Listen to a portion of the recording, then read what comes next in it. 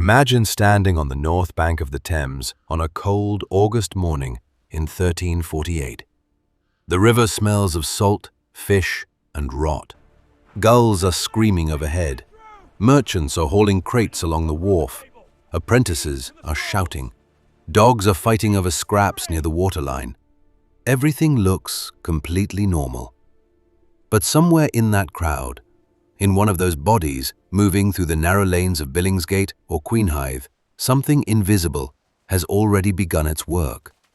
Something that, within 18 months, will kill nearly half the people you see right now. We know the Black Death. We think we know it. We picture mass graves, flagellants whipping themselves in the streets, doctors in beaked masks. We see it from a distance, as a catastrophe, as a statistic, as a medieval tragedy safely locked behind 7 centuries of glass. But what if we zoom in? What if we pull the lens so close that we can almost hear the first cough? What if we reconstruct, hour by hour, street by street, the moment this disease arrived in London and began to spread through its lanes and alehouses and markets and churches?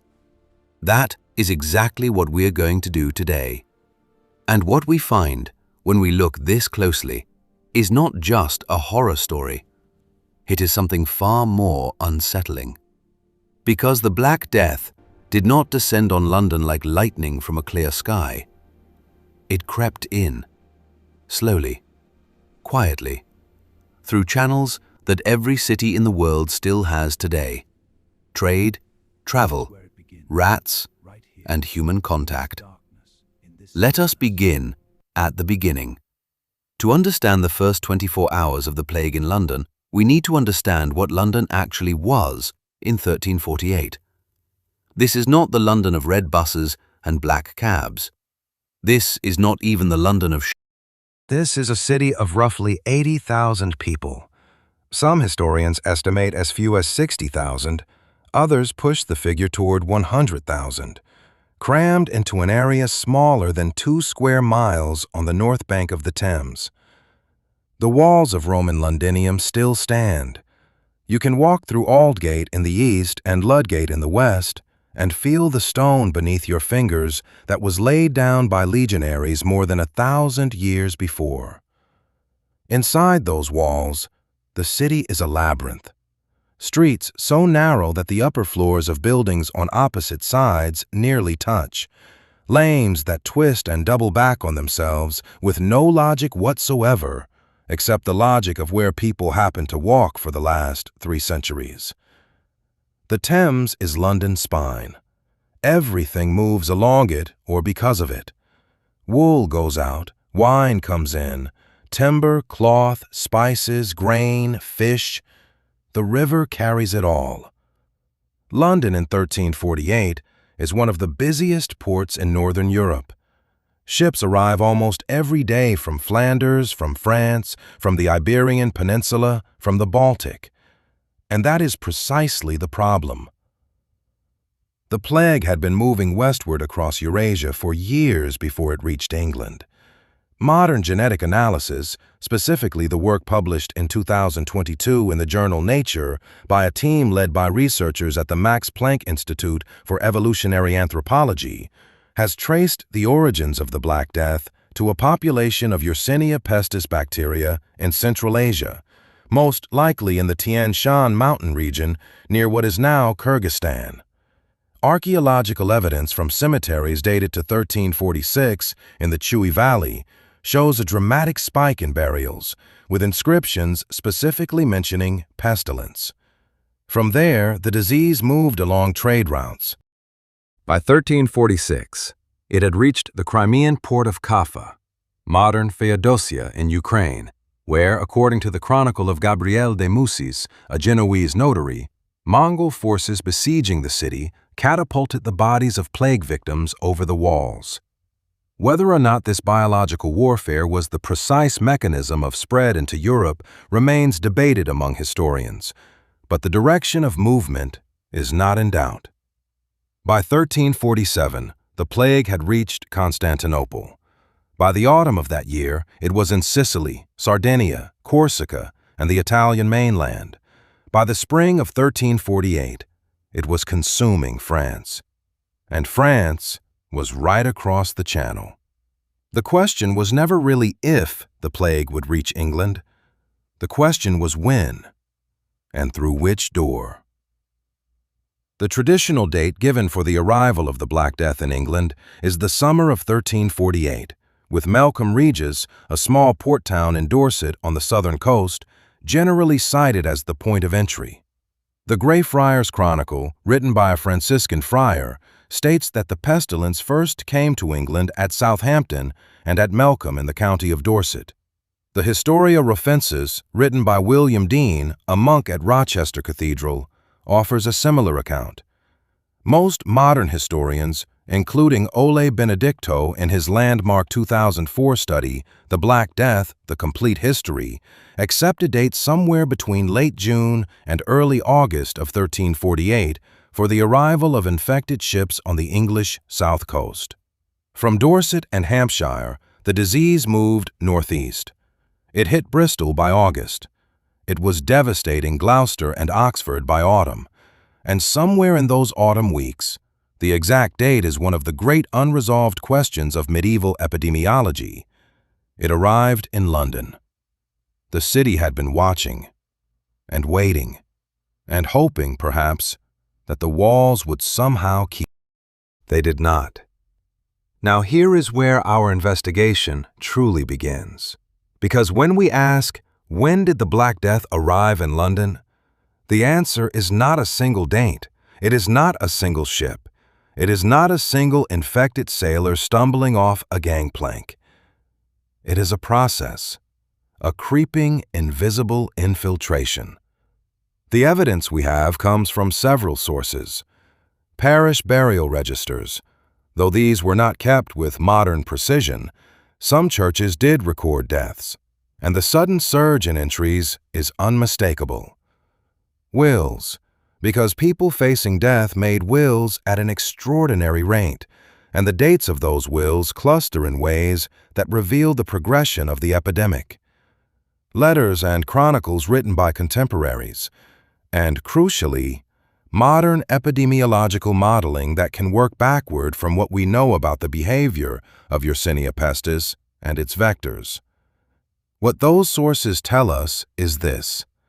By late autumn of 1348, most likely November, though some researchers suggest it may have been as early as late October, the plague was already present somewhere in the city. Not raging, not yet killing hundreds a day. Present. Incubating. Moving through the rat population of the riverside districts in ways that no one at the time had any framework to understand. Because no one in 1348 London knew about bacteria. No one knew about rat fleas. No one knew about Yersinia pestis. What they knew was that people in France were dying, that ships from the south sometimes carried sick sailors, that something was coming, and that whatever it was, it came from God, and it came as punishment. That belief, that the plague was divine judgment, would shape every single response to it, every attempted cure, every flight from the city, every prayer and every procession. And in its way, that belief would help the disease kill more efficiently than any bacteria could have managed alone. So let us set our clock. Let us say it is a morning in early November, 1348. Let us say it is a Tuesday, market day near Cheapside. Let us walk into the city and try to reconstruct what is happening hour by hour in those first fatal 24 hours when the plague transitions from a whispered threat into an undeniable catastrophe. We are standing at dawn near the wharves of Billingsgate. The sky is gray. The Thames is low and dark. The smell coming off the river is extraordinary.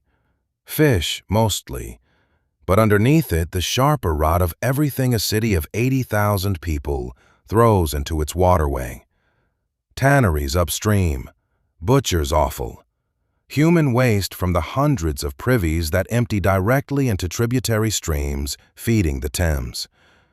The first workers are arriving, fishmongers setting up their stalls, porters moving crates, a few sailors moving between the ships moored at the wharves, ropes and rigging creaking in the morning cold. Among them, almost certainly, are people who are already sick and do not know it yet. That is the terrifying thing about the incubation period of bubonic plague.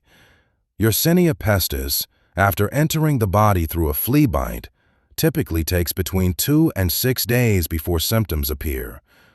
During those days, and this is established medical fact, not speculation, a person feels nothing, or almost nothing.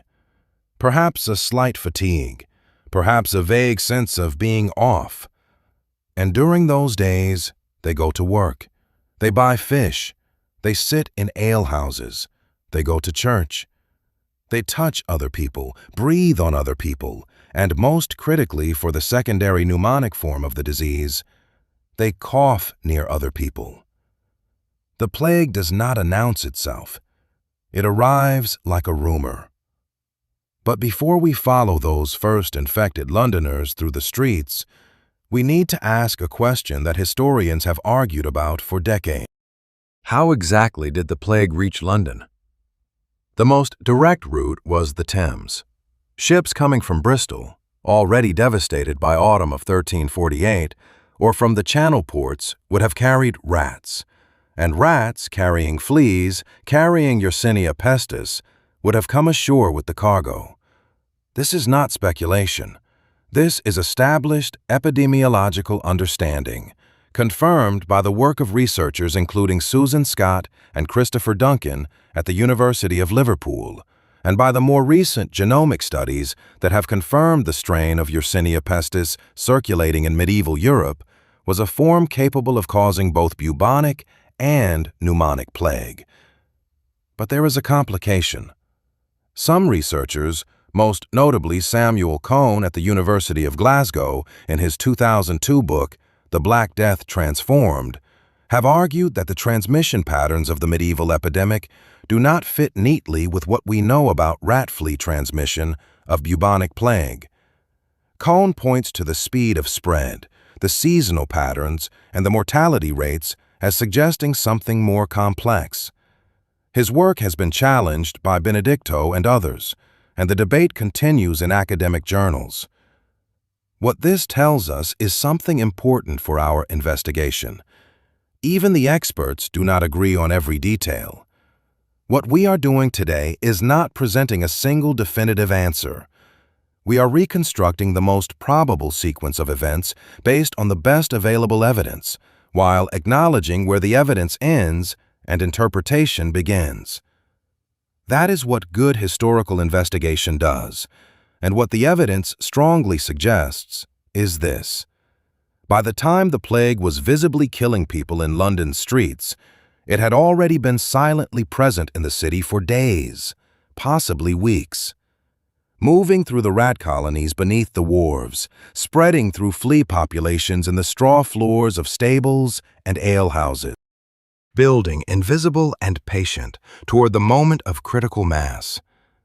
That moment, that terrible morning when the first bodies appear, when the first symptoms cannot be ignored, when the first family realizes that what has come to their door is not ordinary illness. That morning is where our next chapter begins. Before the first body, the invisible hours. There is a moment before every catastrophe that no one ever talks about. Not the catastrophe itself, not the aftermath. The moment just before. The last ordinary hour. The last morning when everything still feels like it always has. In London, in November of 1348, that moment lasted longer than anyone should have been comfortable with. Because the plague had arrived. It was already here, already moving, already doing its invisible work beneath the streets and inside the bodies of people who had no idea anything was wrong. And the city, this ancient, crowded, magnificent, filthy city, went about its business as if the world was not about to change forever. Let us go back to dawn. Let us be precise. Historians and epidemiologists who have studied the spread of Yersinia pestis agree on one thing above almost everything else. The visible epidemic, the one with bodies in the streets, with mass graves, with bells ringing constantly for the dead, is never the beginning. It is the middle. By the time a city sees its first obvious plague deaths, the disease has typically been present and spreading for weeks. This is not a medieval observation. This is modern science, confirmed by studying plague outbreaks in India in the 1890s, in San Francisco in 1900, and in Madagascar, where bubonic plague cases are still recorded annually and studied by the Institut Pasteur. The mechanism is well understood. Yersinia pestis lives in rodent populations, specifically in the fleas that feed on those rodents. Rats are the primary urban reservoir. But here is the critical detail that most people miss. The disease does not jump from rats to humans immediately. First, it has to devastate the rat population itself. When infected rats begin dying in large numbers, what epidemiologists call an epizootic, a plague among animals, the fleas that fed on those rats need new hosts. They become what researchers describe as hungry and aggressive. They jump onto anything warm-blooded, onto the humans who share their spaces, into the straw of alehouse floors, into the bedding of riverside lodging houses, into the clothing of dock workers who handle the same ropes and crates that rats have been nesting beneath for weeks. So the invisible hours of our investigation are not about human beings at all. They are about rats. Imagine the undersides of London's wharves in the weeks before November of 1348.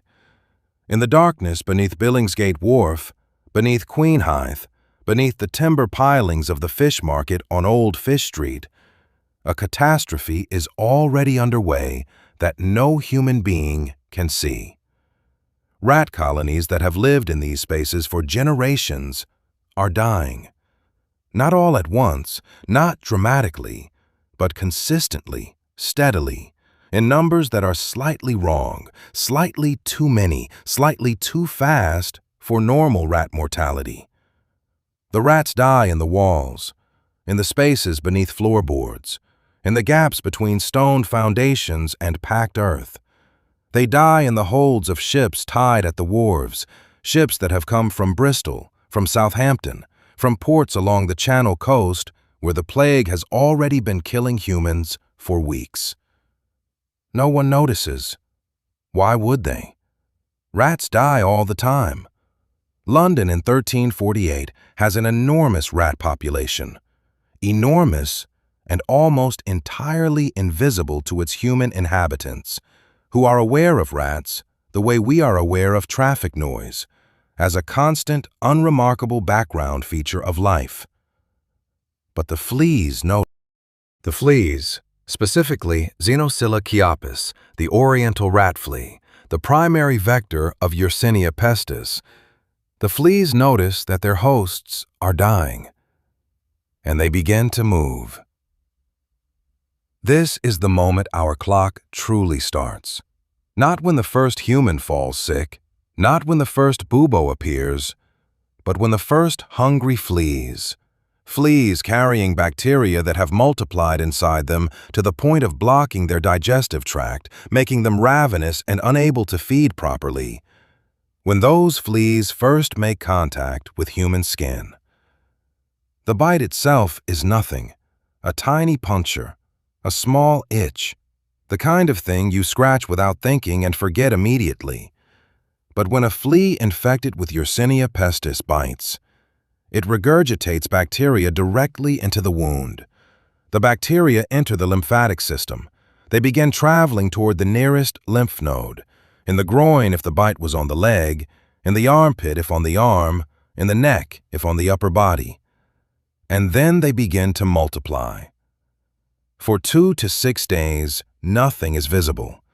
The person bitten goes to work, eats, sleeps, argues, prays, walks through the city.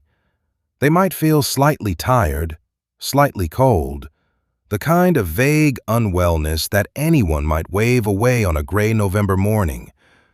During those 2 to 6 days, however, Yersinia pestis is doing something extraordinary inside their body. It is actively suppressing their immune response. The bacteria produce proteins that prevent the initial immune cells from alerting the rest of the immune system. This is why the incubation period feels like nothing. The body's alarm system is being deliberately silenced. When the bacteria finally reach a sufficient population, when the lymph node begins to swell, when the immune system finally realizes what it is facing and launches a massive inflammatory response, it is already too late for containment. The swelling appears, the bubo, hot, painful, grotesque, the size of an egg, or a fist, or, in the worst cases, an orange. And now the clock is truly running. Let us follow one specific person through those invisible hours. We will call him Thomas. Not because we know his name, we do not, but because Thomas was among the most common names in medieval London, and giving him a name reminds us that we are talking about a human being, not a statistic. Thomas is a dock worker at Billingsgate. He is perhaps 30 years old, which in 1348 makes him neither young nor old. He is strong enough to move crates, experienced enough to know which ships carry what, trusted enough by the merchants he works for to have regular employment rather than scrambling for day labor each morning. He lives somewhere in the tangle of lanes between the waterfront and Eastcheap, perhaps in a single rented room above a cookshop, perhaps sharing a space with 2 or 3 other men in similar circumstances. The room has a straw floor or a straw-stuffed mattress. We know from archaeological evidence and contemporary household inventories that straw was nearly universal in lower-class London lodgings of this period. That straw matters, because somewhere in that straw, or in the straw of the holds of the ships Thomas works on, are fleas. And some of those fleas have recently lost their rat hosts. On a morning sometime in late October or early November, let us say October 28th, understanding this is a reconstruction, not a documented fact, Thomas feels a small itch on his lower leg. He scratches it. He does not look at it. He pulls on his boots and goes to work. For 5 days, nothing happens that he notices. He works, he eats, he drinks ale at the cookshop near his lodgings. He goes to Sunday Mass at his parish church, almost certainly one of the small neighborhood churches that were embedded throughout medieval London, of which there were over 100 within the city wall. He talks to his neighbors. He jostles against other workers on the wharves. And on the 5th day, he wakes up feeling genuinely wrong. This is the morning we are focused on. This is our dawn.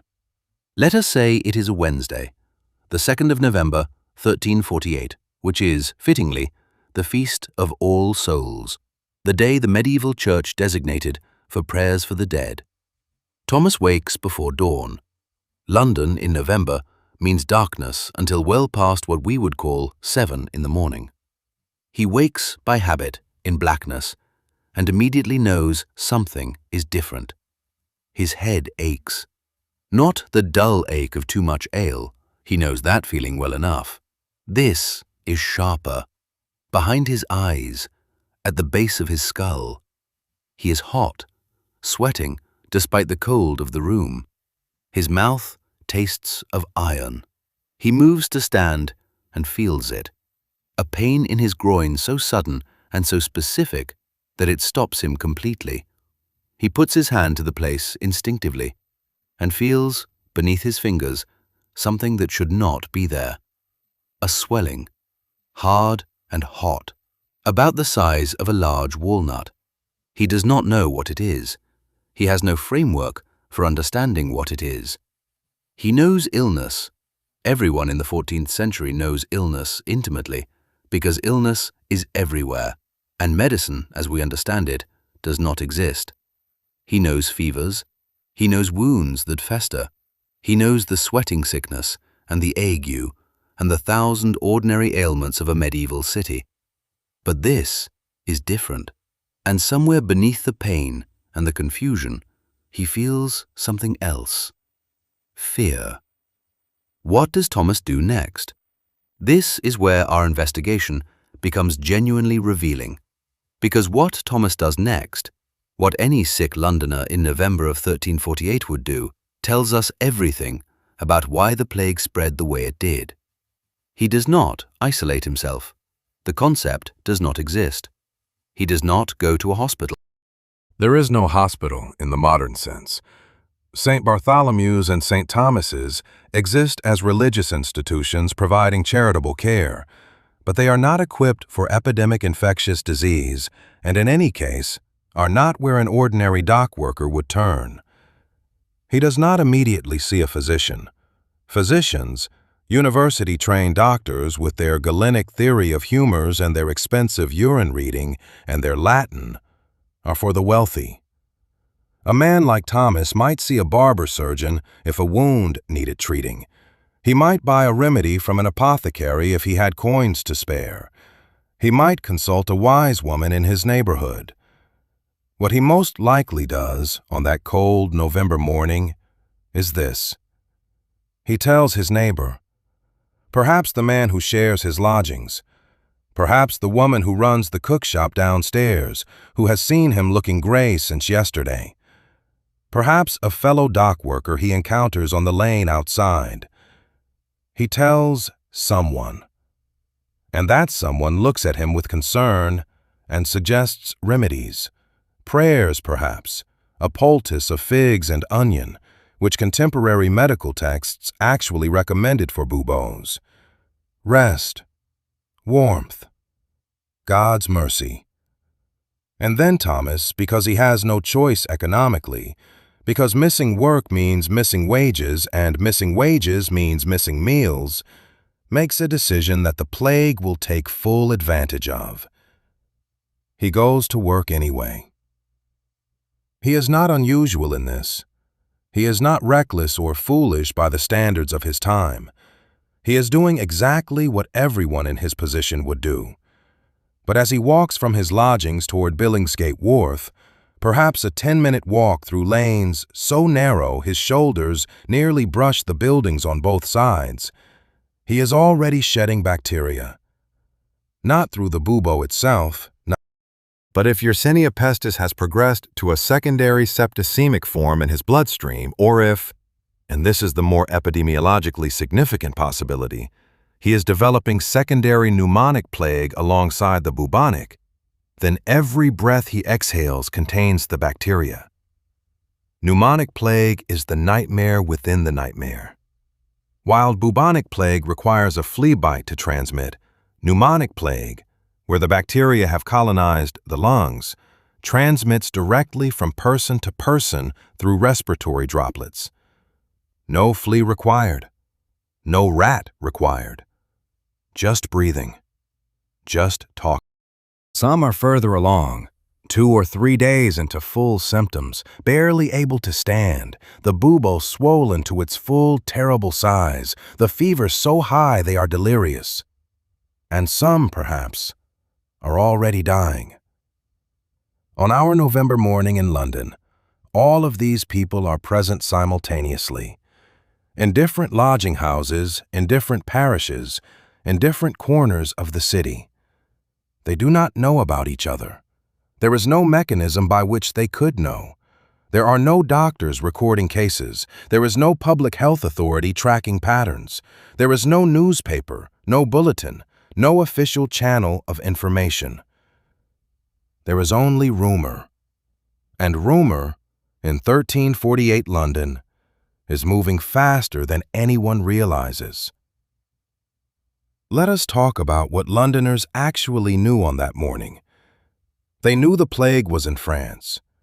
This was common knowledge by autumn of 1348, filtered through the accounts of merchants, sailors, and travelers.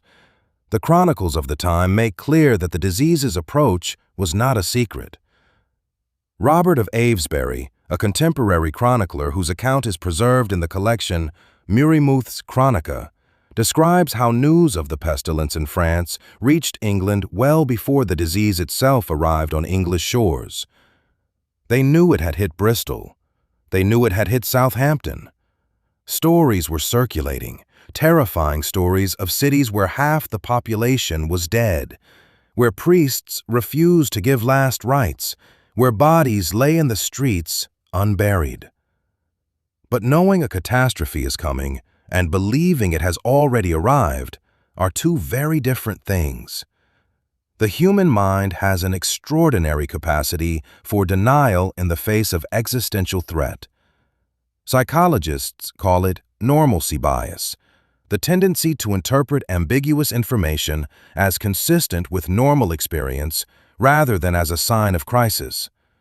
The Londoners of November 1348 were not stupid.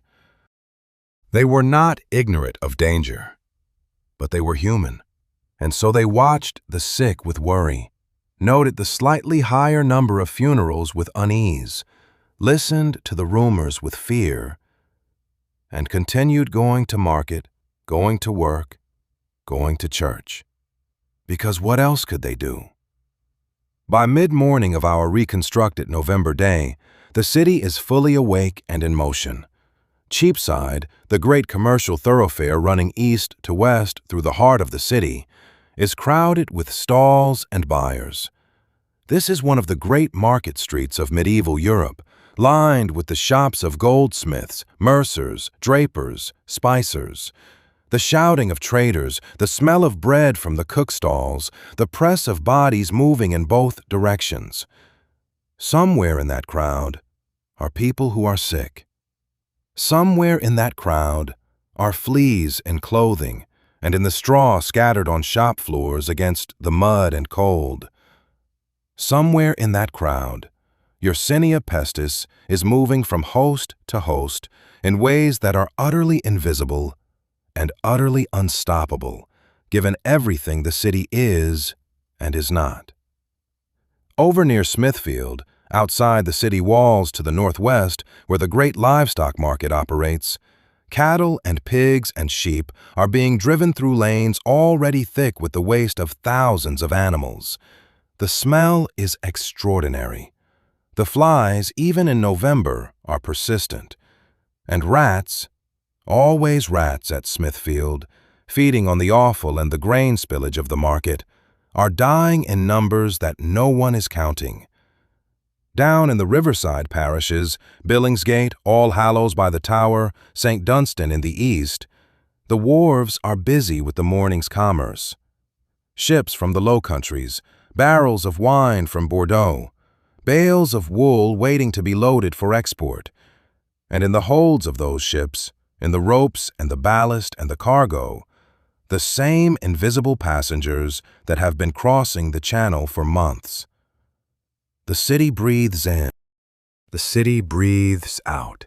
And somewhere in that breath, in that ordinary, magnificent, terrible breath of 80,000 people living impossibly close together, the first 24 hours of London's plague are underway.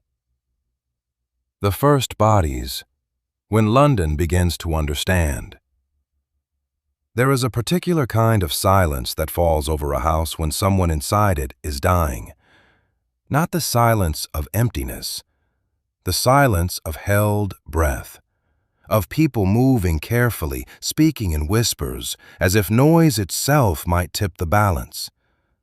In November of 1348, that silence is beginning to settle over certain houses in certain parishes of London. Not many yet, not enough to change the sound of the city overall, but enough that neighbors are noticing, enough that parish priests are being called out more than usual, enough that the women who wash and prepare bodies for burial are finding themselves busier than the season normally demands. Something is wrong. London does not know exactly what yet, but it is beginning to feel it. To understand how the city responded to its first plague deaths, we need to understand who was supposed to know what to do. The medical world of medieval England operated according to a framework inherited from ancient Greece. Galenic medicine understood the human body in terms of 4 humors: blood, phlegm, yellow bile, and black bile, and understood disease as an imbalance among these humors caused by diet, emotion, climate, and the positions of celestial bodies. This was not quackery in the minds of those who practiced it. It was a sophisticated, internally coherent intellectual system. It had simply never encountered Yersinia pestis before.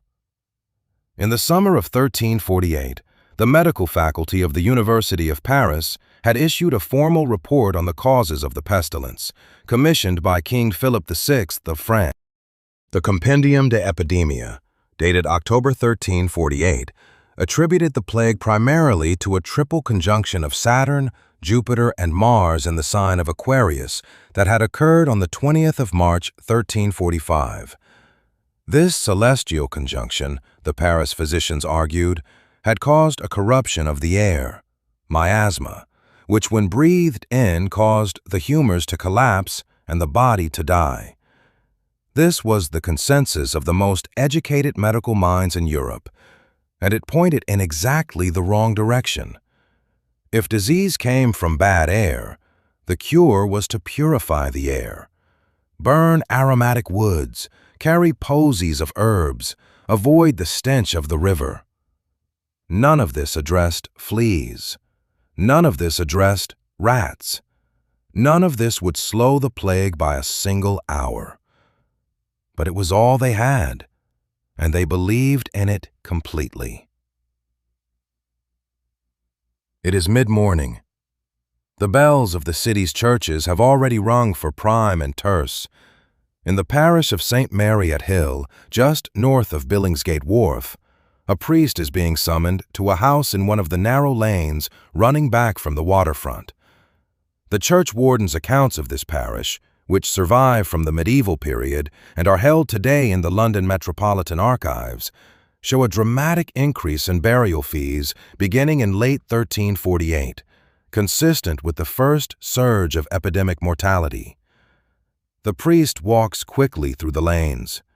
He carries the equipment of last rites: the chrism, the consecrated host, his stole, his prayers. He enters the house. What he sees will stay with him permanently.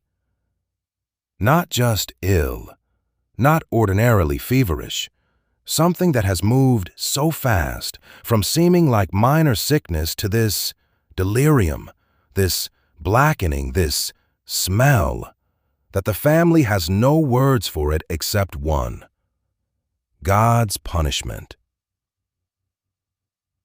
The symptoms of late-stage bubonic plague are among the most dramatically terrible of any infectious disease. After the incubation period of 2 to 6 days, onset is sudden. High fever, severe headache, body pain that makes movement agony. Then the bubo appears, the lymph nodes swelling to the size of an egg, then a fist, then sometimes an orange. Hot, exquisitely painful. The skin over it darkened and stretched. As the disease progresses, bacteria enter the bloodstream directly. This causes hemorrhaging beneath the skin, dark blotches appearing across the body, petechiae, purpura, the marks that gave the epidemic its name: the Black Death. In its final stages, the organs fail. Death comes within 3 to 5 days of symptom onset in bubonic cases. In septicemic cases, where bacteria flood the bloodstream before a bubo even forms, death can come within 24 hours. Pneumonic plague is faster still. Bloody sputum, collapsing lungs, Death within 1 to 3 days. Mortality rate without treatment, essentially 100%. The priest, leaning close to hear a dying man's confession, is breathing air that may carry all of this. He does not know it. He performs his sacred duty. He touches the hand of the dying. He speaks the words of absolution. And then he walks back out into the lanes of London, back into the crowd, back among the living. We know what happened to priests across England during the Black Death. Robert of Aysbury, a contemporary chronicler, notes explicitly that many clergy died after ministering to plague victims. The Historia Rofensis, written by William Dean of Rochester Cathedral, records their deaths in terms of barely contained horror. In some dioceses across England, mortality among parish clergy reached 50 to 60%. The people who went to help were among the first to die. And as they died, something else began to collapse, something the city depended on even more than its medical knowledge, its spiritual infrastructure. But we will come to that. Because right now, in the lanes and markets of midday London, something else is happening that no one has noticed yet. The rumor network is beginning to move.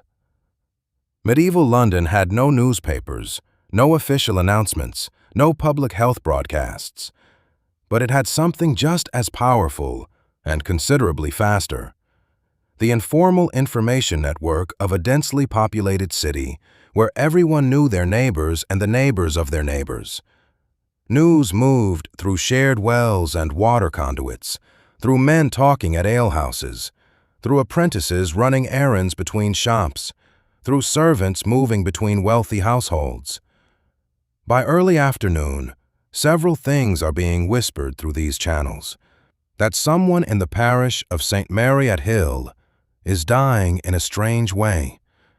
That a dock worker near Billingsgate has a terrible swelling and has not left his room in 2 days. That a woman in one of the lanes off Eastcheap was heard screaming in the night with fever. Individual data points, isolated incidents, each one explainable on its own as ordinary misfortune.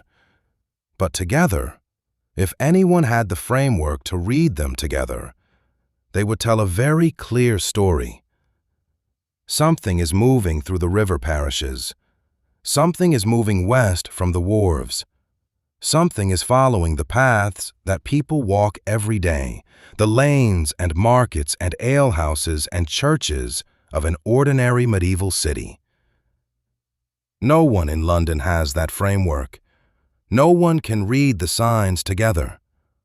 The disease does not need them to. Let us talk about the alehouses, because they matter enormously.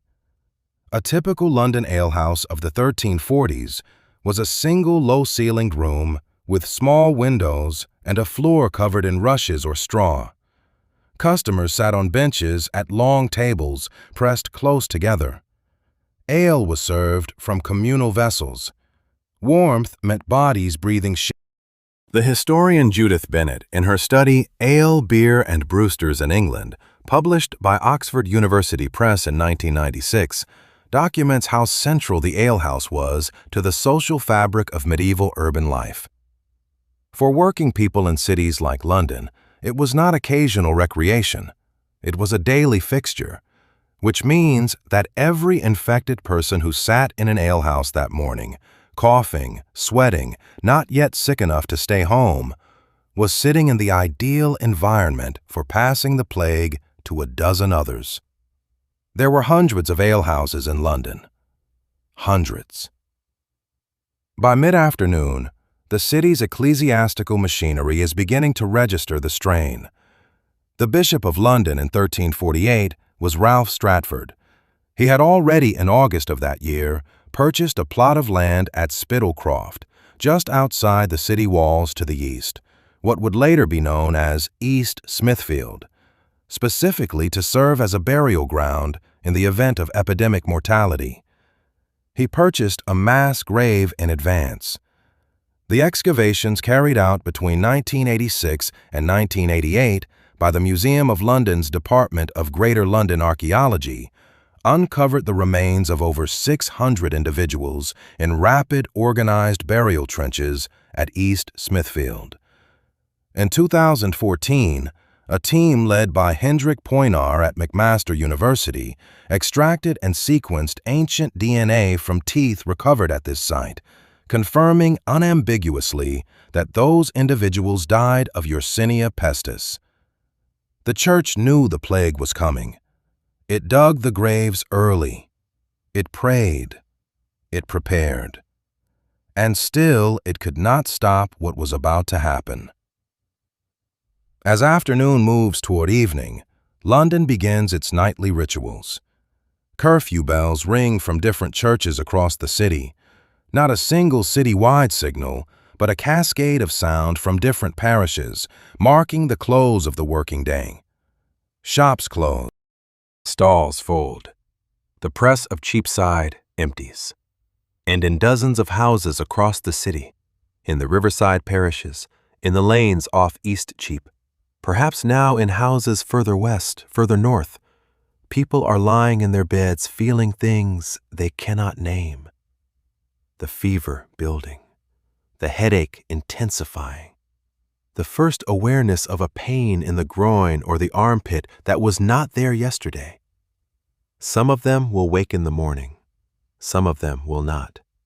And in the houses where they will not, in those houses, behind closed doors, in the silence of people who do not yet understand what has come to live among them, the next chapter of London's catastrophe is already being written. What happens when darkness falls, and the city can no longer pretend the whispers are just whispers? That is where we are going next, and what the night reveals will change everything. Nightfall, the city that cannot sleep. Darkness in medieval London was not like our darkness. There are no streetlights, no glow from windows of shops staying open late. After curfew, the city retreats behind closed doors, and the streets become genuinely, profoundly black. The only light comes from the moon, from the occasional torch at a wealthy merchant's gate, from the small oil lamps burning before the shrines of saints at street corners. In that darkness, on our November night, London is doing something it almost never does. It is listening. By the time curfew bells have faded across the city, the sick are no longer able to hide what is happening to them. The fever that was manageable in the morning is raging by nightfall. The bubo that was a vague swelling at dawn is now a hard, burning mass that makes it impossible to lie still. The delirium that was just confusion in the afternoon is now full and terrifying. Patients crying out, seeing things that are not there, speaking to people who are not in the room. Medieval medicine had a term for the fever dreams of the dying. They called it frenzy. They understood it as the soul beginning to loosen from the body, as the boundary between this world and the next becoming thin. In 1348 London, in dozens of houses simultaneously, that boundary is becoming very thin indeed. The sounds carry in the November night. Walls between houses in medieval London were thin, often single courses of timber and plaster, sometimes less. Neighbors could hear everything: arguments, love-making, prayers. And now, on this particular night, in this particular November, they can hear something else. The sounds of people dying badly. The Night Watch of medieval London was a real institution, established in various forms since the 13th century and reorganized under the Statute of Winchester in 1285. The watch consisted of citizens, sometimes paid, sometimes serving as a civic obligation, who patrolled the city gates and streets after curfew. Their job was to apprehend criminals, raise the hue and cry in the event of disturbance, and generally maintain order in the hours of darkness. They were not trained in medicine. They had no public health mandate, but they were witnesses. On our November night, the watchmen moving through the lanes of the riverside parishes are seeing things that they will remember. Houses with lights burning past the normal hour, people moving in doorways who should be asleep, and in at least one case, we can reconstruct this with reasonable confidence from what we know about plague's progression. A body. The first body in a public space changes everything. Not because it is unexpected. People die in medieval cities constantly. Mortality is everywhere and ordinary. But a body in the street at night with no immediate explanation, with neighbors who refuse to open their doors and explain, that is not ordinary. That is a signal. And the Night Watch, to its credit, does exactly what it is supposed to do. It reports upward. The civic structure of London in 1348 was more sophisticated than most people imagine. The city had a Lord Mayor. In 1348, this was John de Roxley, though the exact holder of the office at any given point in that turbulent year requires careful verification against civic records held at the London Metropolitan Archives. The mayor presided over a court of aldermen, with each of the city's wards represented by an alderman responsible for local administration. This structure was designed for trade disputes, tax collection, the regulation of guilds, the maintenance of the city's walls and water supply. It was not designed for epidemic disease, but it was what existed. And as the Night Watch brought its reports upward through the chain, the machinery of civic response, slow, confused, but real, began to turn. The critical problem was interpretation. When an alderman in the ward of Billingsgate received word that several people in his ward were gravely ill with strange symptoms, he had no framework for understanding what this meant at a citywide level. He knew his ward. He did not know what was happening in the ward of Candlewick or the ward of Bridge. There was no mechanism for aggregating that information, no central body tracking cases across the city. Each ward was an island of partial knowledge, and the disease was moving between islands faster than any messenger could follow. Let us return to Thomas, our dock worker from Billingsgate, the man we followed from his first flea bite through his morning of denial and his afternoon of worsening symptoms. By nightfall of our November day, Thomas is beyond denial. He is lying on his straw mattress in his rented room, and the pain in his groin is so severe that every movement makes him. His fever is high enough that the room seems to shift around him. He is sweating through his clothing and simultaneously shaking with cold. Someone is with him. In the communal living arrangements of working-class medieval London, you are almost never entirely alone. Perhaps the man who shares his lodgings. Perhaps the landlady from downstairs who has come up to check on him because she has not heard normal sounds from his room since morning. She looks at him. She looks at the swelling, visible now even through his clothing, grotesque and wrong. She touches his forehead and feels the fever radiating from him like heat from a forge. And she makes a decision that is entirely human and entirely understandable and will almost certainly contribute to her own death. She stays. She brings water. She tries to make him comfortable. She may send someone for a barber surgeon or for the priest. She sits with him through the night because that is what you did in 1348. You did not abandon the sick. Community care of the ill was a moral obligation, a Christian duty, a deeply embedded social norm. No one in London in 1348 had any reason to know that sitting with a plague victim was one of the most dangerous things a person could do. She stays. And the flea that has been living in the straw of Thomas's mattress, the flea that has not yet found a new host since its previous rat died a week ago, that flea, hungry and desperate, finds her first in the darkness. She does not feel it. She has no idea that the invisible machinery of catastrophe has just turned another gear. Across the city, in the wealthier parishes to the west, something different is happening. The merchant class of London, the goldsmiths of Cheapside, the wool merchants of the great trading companies, the men who had made fortunes through London's position as the commercial heart of England, they are receiving information too. Through their own networks, faster and more reliable than the information reaching civic authorities. Letters from business partners in Bristol. Reports from factors in Southampton.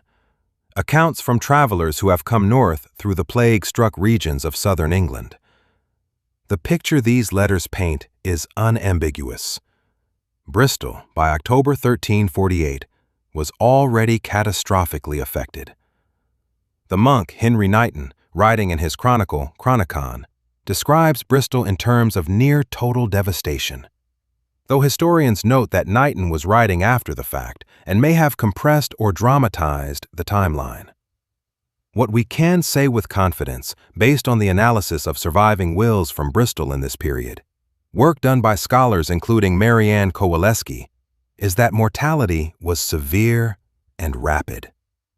If Bristol had fallen this fast, Bristol, a city of comparable size and wealth, a city that knew the plague was coming just as London had known, what hope did London have? The merchants read their letters in candlelit counting houses and felt the cold that had nothing to do with November. Some of them began to make plans. Flight. This is one of the most documented responses to the Black Death across Europe, and London was no exception. The wealthy had options that the poor did not. A merchant with a country estate outside the city could load his family into a wagon and be gone within hours. A wealthy churchman could retreat to a rural monastery. A nobleman could withdraw to his castle. The advice being offered by medical authorities, such as it was, actually supported this response. The miasma theory suggested that removing oneself from corrupted urban air was medically sound, and the Galenic texts offered three-word advice that medieval physicians repeated almost as a mantra for plague response. Cito longe tarde. Leave quickly, go far, return. It was, from a public health perspective, not entirely wrong. People who left cities before the epidemic peaked did have better survival rates, not because they escaped bad air, but because they reduced their exposure to infected fleas and infected people. The mechanism was wrong. The outcome was accidentally right. But flight had a devastating secondary consequence. Every person who left London in those early days, every merchant, every wealthy cleric, every nobleman's household, carried the potential to spread the disease to wherever they went. The roads out of London in November of 1348 became transmission corridors, threading the plague into the villages and market towns of the surrounding counties. The people who ran to save themselves became, unknowingly, the vectors that ensured no one else could escape. It is now deep in the night, perhaps 2 or 3 hours past midnight. The city is not sleeping, not entirely. In too many houses, the lights are still burning. In too many rooms, the sounds of distress are cutting through the November air. In the Church of St. Mary at Hill, a candle burns before the image of the Virgin. Someone has come in the night to pray. A woman, perhaps, whose husband has not woken from his fever sleep, who has slipped out of the house in the darkness to ask for mercy from the only authority she believes can grant it. She kneels on the cold stone floor. She prays. Outside, in the lane, a rat moves along the base of the church wall. It is slow, unsteady. Its movements are wrong in the particular way that dying animals move. The loss of coordination, the indifference to danger that comes when the body is already surrendering. The flea on its back is hungry, and in the church, the woman's skirt rests against the cold stone floor. The gap between her and the rat is less than the length of a man's arm. She is still praying when she walks home. She feels nothing. By the time the first gray light of dawn begins to seep into the eastern sky over London, the city has crossed a threshold that it cannot uncross.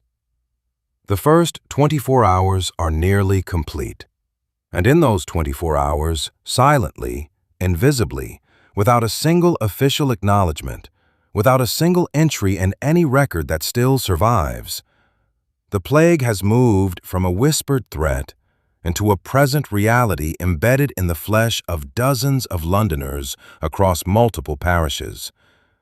Some of those people will be dead before the next nightfall. Some of them will survive. They are the rare ones, the perhaps 10 to 40% of bubonic plague victims whose immune systems manage to contain the infection. We know from modern research, including genetic studies published in the journal Nature in 2022, that certain variants of the CCR5 gene may have provided partial resistance to plague. The descendants of those survivors may carry that variant today. But Thomas is not going to be one of the survivors, and the woman who sat with him through the night, she does not know it yet, but she has perhaps 5 days left, and the priest who heard confessions in the afternoon, his fate is already decided. Dawn is coming, and with it, something that will finally force London to look directly at what is happening inside its walls.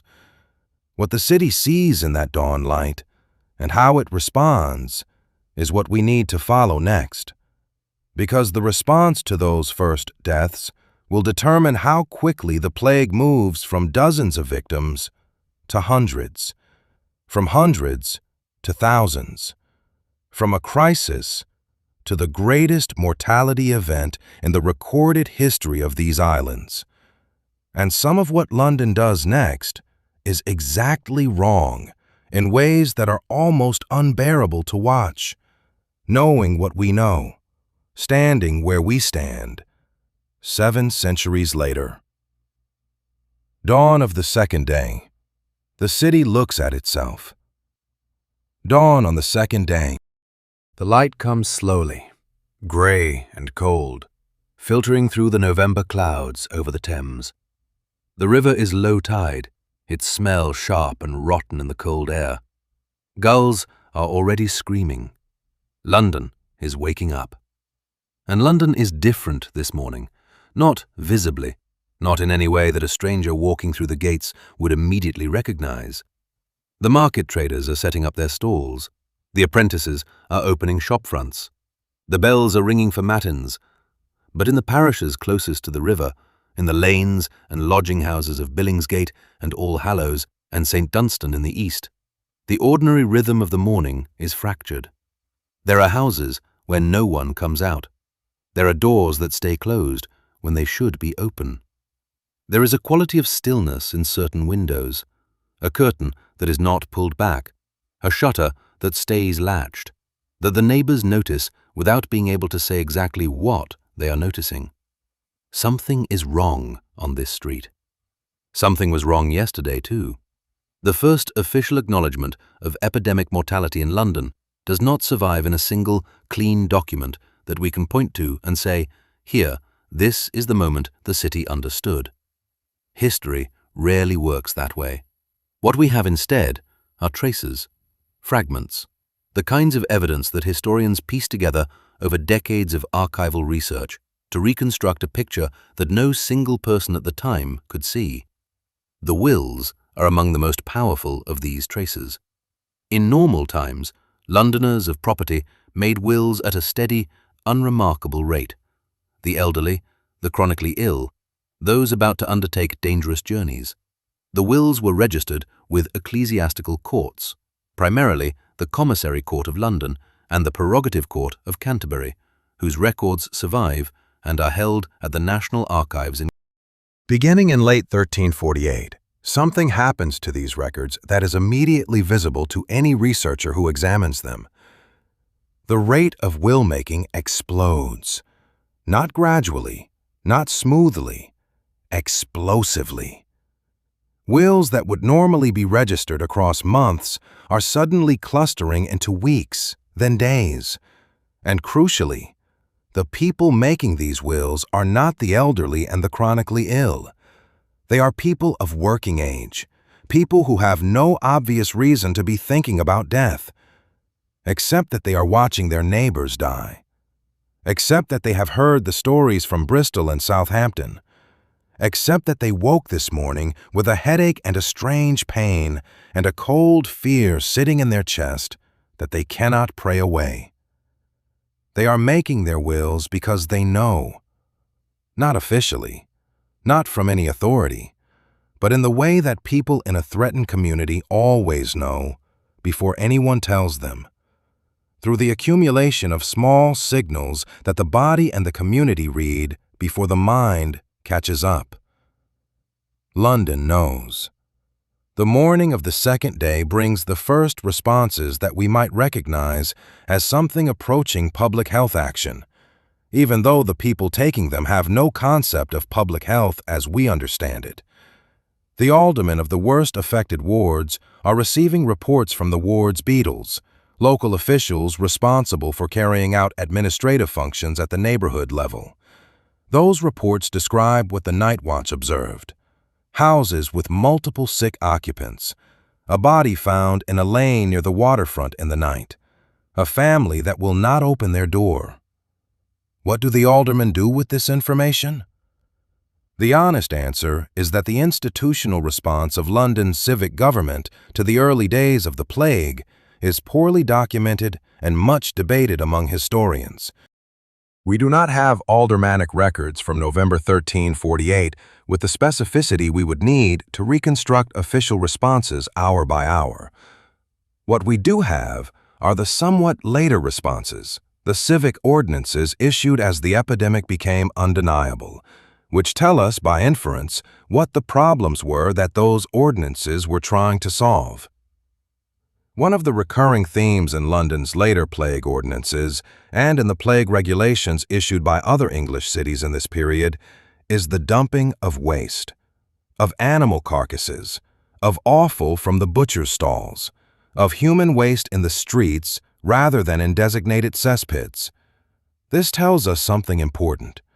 The civic authorities operating within the miasma framework believed that bad smells caused plague.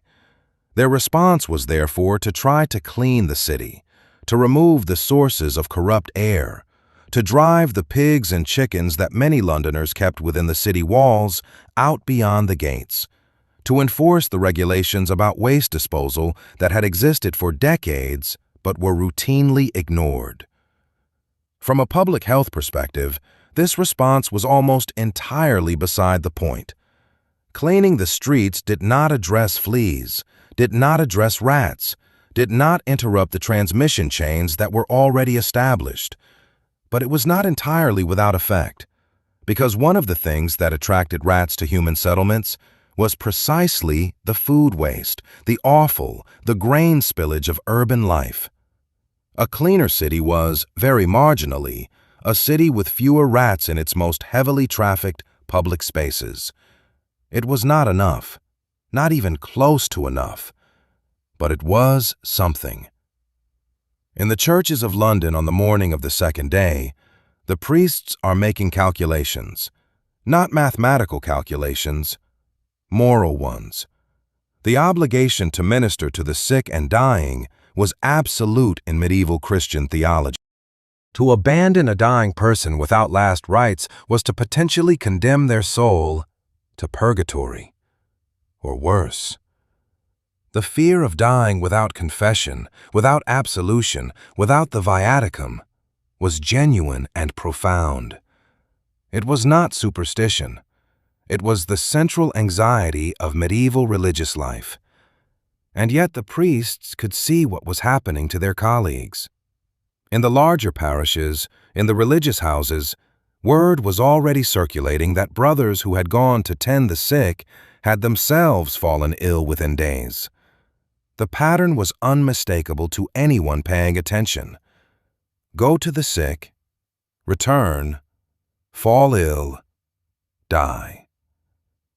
The Archbishop of Canterbury at the time, John de Stratford, had died in August 1348, though not of plague as far as we can determine, as his death preceded the epidemic's arrival in London. His successor, John de Ufford, died in May 1348, before even taking formal possession of the see. The archbishopric would go through multiple occupants in rapid succession, as the plague cut through the senior clergy of the English Church.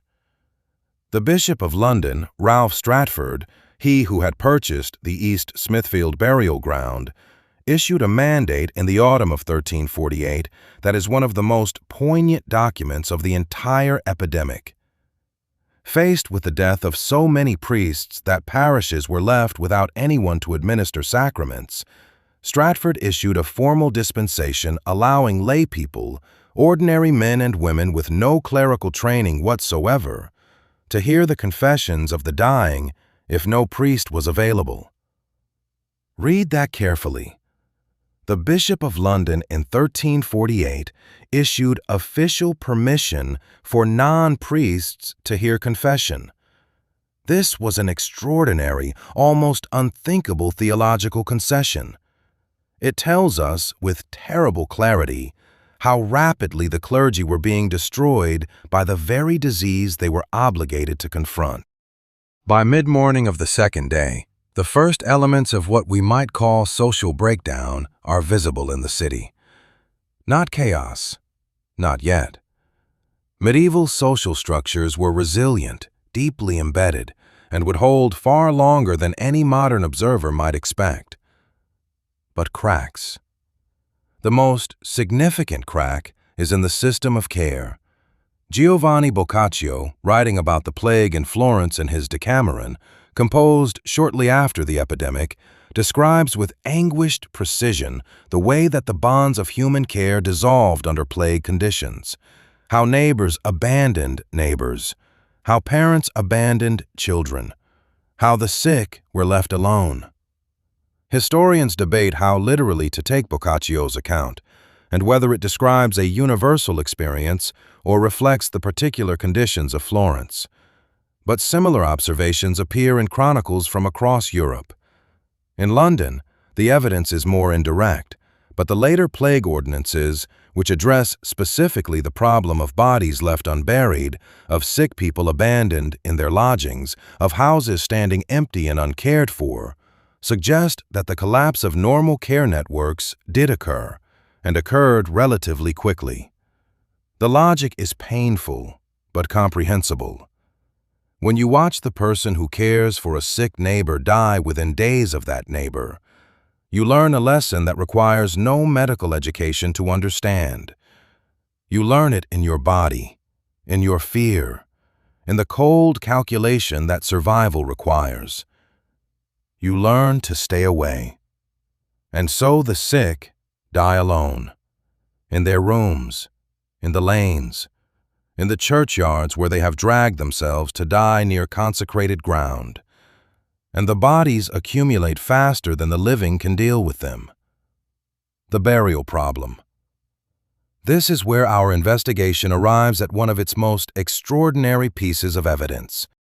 Because the burial crisis of the Black Death in London is not just a historical horror story. It is an archaeological fact that we can touch, measure, and analyze. East Smithfield. The burial ground that Bishop Stratford had the extraordinary foresight, or the grim certainty, to purchase in advance. The excavations of 1986 to 1988 revealed something that stopped the archaeologists who uncovered it. Not individual graves, not the careful individual burials that characterize normal medieval churchyard practice. each body in its own grave, oriented east-west, sometimes in a coffin, often with personal items, always with the expectation that the grave would eventually be marked and the soul prayed for. What the excavators found at East Smithfield were trenches. Long, parallel trenches cut into the ground with efficiency rather than ceremony, holding row upon row of bodies laid side by side. 5, 6 deep in places. Bodies wrapped in shrouds where shrouds were available. Bodies in no shroud at all where the supply had run out. The archaeological analysis of the skeletal remains, published by Don Walker, Craig Sesford, and colleagues in various reports through the Museum of London, reveals details that bring the scale of mortality into almost unbearable focus. Age profiles across the full range of the population, male and female in roughly equal numbers. Individuals who show no signs of pre-existing disease or malnutrition. These are not the weakest members of society dying of an opportunistic infection. These are ordinary people, cut down by something that did not discriminate. And the DNA. In 2014, Hendrik Pointer's team at McMaster University, working in collaboration with researchers at the Museum of London and other institutions, extracted ancient DNA from the dental pulp of individuals buried at East Smithfield. Dental pulp is one of the most protected environments in the body, which means DNA survives there long after it has degraded everywhere else. What they found in those teeth, in bacteria that had been dead for 660 years, was the unambiguous genetic signature of Yersinia pestis. The same bacteria, the same disease, confirmed, documented, placed in the earth of London by people who were burying their dead as fast as they possibly could and still could not keep up. By afternoon of the second day, the city has crossed another threshold. The plague is no longer a rumor. It is no longer isolated cases in riverside parishes that could be explained away. It is present across enough of the city, in enough different wards, in enough different social strata, that denial is no longer possible. The Lord Mayor's Court, whatever its composition on this specific date in November 1348, is receiving information that demands a response. The aldermen are reporting, the beadles are reporting, the priests are reporting, and the city for the first time must look directly at what is happening inside its walls and decide what to do. The tragedy is that almost nothing it can do will matter. Not because the people of London are foolish or cowardly or negligent, but because every tool available to them, every medical theory, every civic institution, every religious framework is oriented toward a world in which invisible bacteria carried by fleas do not exist. They are fighting something they cannot see with weapons designed for enemies they can. Let us step back, one final time, and take the full measure of these first 24 hours. From the dawn of the first day to the dawn of the second, in those hours, what has happened? Dozens of Londoners have moved from infected to symptomatic. Some of the first wave are dead or the parish clergy of the worst affected areas are already being exposed. The civic machinery has begun, slowly, to register the emergency. The rumor network has carried fragments of the truth across the city.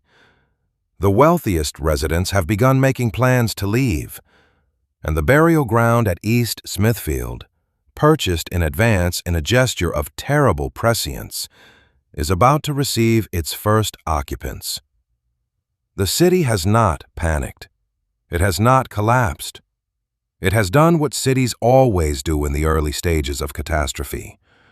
It has continued, with extraordinary human stubbornness, to function, to trade, to pray, to care for its sick and bury its dead and ring its bells and go to market. But the machinery is in motion now, and it will not stop. By the spring of 1349, London will have lost somewhere between 30 and 50% of its population. The most commonly cited figure among historians, including Benedicto and others, is approximately 1/3, though some estimates run higher. In raw numbers, that means somewhere between 20,000 and 40,000 people dead in a city of 80,000. 20,000 to 40,000 people in a single epidemic, in a single city, in roughly 6 months. To put that in context, it is as if the entire population of a modern English city the size of Guildford or Exeter simply ceased to exist. Gone within half a year. And it all began here, in these narrow lanes, in these riverside parishes, in these alehouses and churches and lodging houses, in a single flea bite that Thomas scratched without thinking, in a single morning when the city went to market and did not know it was already changed. The Black Death will eventually kill, according to the most current scholarly consensus, somewhere between 75 million and 200 million people across Eurasia. Benedicto's 2004 analysis suggests Europe alone lost approximately 60% of its population. These numbers have been debated, revised, and continue to be refined as new genomic and demographic research emerges. But behind every one of those numbers is a morning like this one. A city that woke up not knowing. A person who went to work carrying something they could not feel. A door that stayed closed when it should have opened. A priest who leaned close. A woman who stayed. The first 24 hours of the Black Death in London are not just a historical event. They are a lesson about what it means to be a city, about the vulnerability that is built into the very things that make urban life extraordinary. The density, the trade, the connection, the care for one another. The plague used all of it against the city that had built it. And London, battered, devastated, transformed, survived. It buried its dead at East Smithfield, in those long, silent trenches beneath what is now a car park and a public garden near the Tower of London. It lost 1/3 of its people. It rebuilt. It changed in ways that historians are still tracing. Shifts in wages, in land ownership, in the power of laborers relative to their lords, in the authority of the church, in the way ordinary people understood their relationship to God and to death. The plague did not just kill Londoners. It remade London. And perhaps, this is the question that stays with me, the question I think is worth sitting with. Perhaps it remade something in us, too. Perhaps the descendants of those survivors, those 10 to 40% who lived when everyone around them died, carry something in their biology and their culture that we have not fully understood yet. The genome studies are still ongoing. The demographic research is still being refined. The story of what the Black Death did to the human population of Europe, genetically, culturally, economically, is not finished being told. Which means the investigation is not finished either. What do you think London could have done differently? What does this story tell us about how cities respond to invisible threats? Leave your thoughts below, because history is not something that happened to other people in another time. It is something that happened to us, and it is happening still. Investigation is not finished either. What do you think London could have done differently? What does this story tell us about how cities respond to invisible threats? Leave your thoughts below, because history is not something that happened to other people in another time. It is something that happened to us, and it is happening still.